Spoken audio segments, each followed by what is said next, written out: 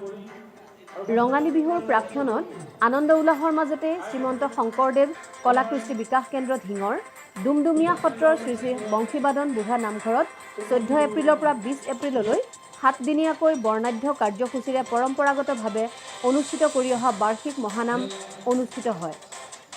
অনুষ্ঠানটোত উপস্থিত থাকে ধিং মহাবিদ্যালয়ৰ অধ্যক্ষ শ্ৰী বিমান হাজৰিকা আৰু স্থানীয় ব্যক্তিসকল।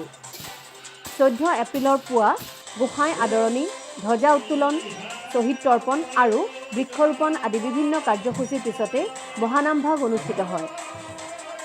এই মহানামত ধিং অঞ্চলৰ বিভিন্ন গাঁৱৰ নামতি দলসমূহৰ নাম পৰিৱেশন হয়।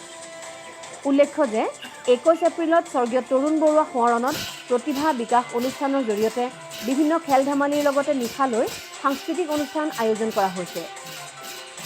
ধিঙৰ পৰা ইন্দ্ৰেশ্বৰ নাথৰ ৰিপৰ্ট, নিউজ এনি লাইভ।